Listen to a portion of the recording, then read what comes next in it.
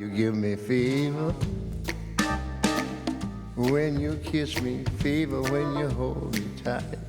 It just makes me smile when I think of Ray Charles. And just that voice and that piano playing, it's one of the greatest voices of all time. I can't even believe I got to sing with Ray Charles. From the first time I heard, Hallelujah, I Love Her So, What'd I Say, and I Can't Stop Loving You, I mean, he was my favorite artist. Walk away beside the lucky guy. Oh, you'll never ever know. The one who loves you so.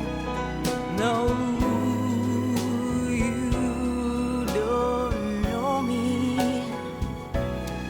I say you'll never ever know. The one who loved you so.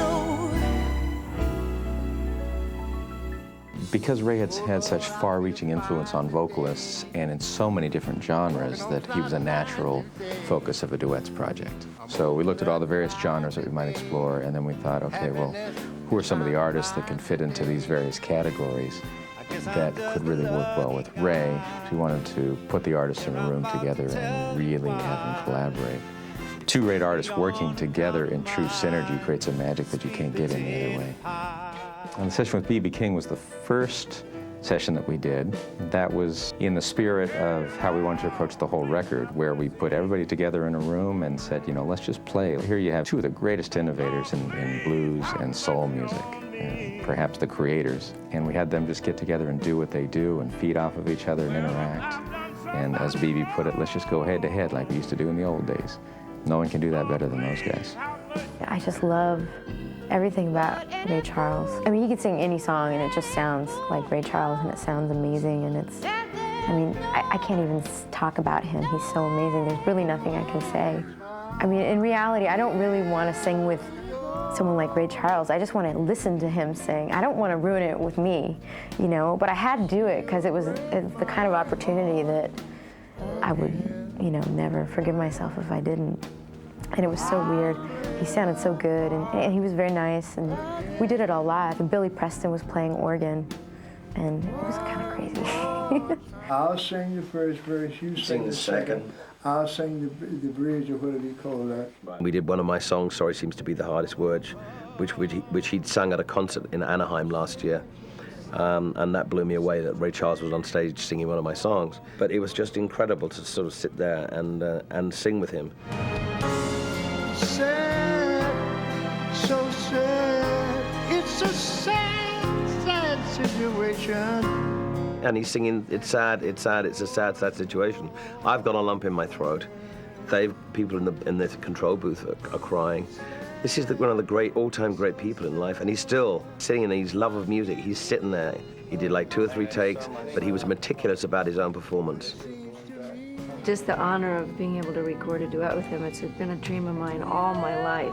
He's one of my earliest influences and my heroes.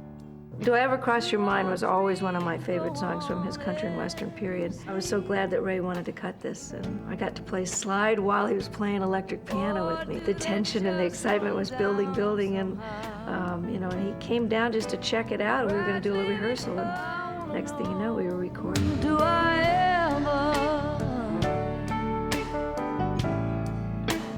ever cross your mind?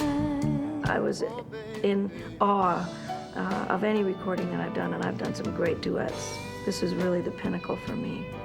When I was 17, it was a very good year.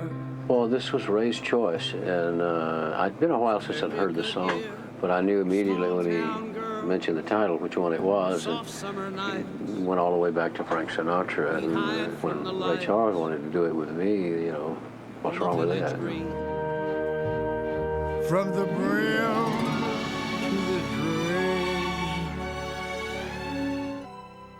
dregs. It was an extraordinary experience. It was a very good year. That sounds nice. Yeah. I don't know if even I know how much it means to me to be here today.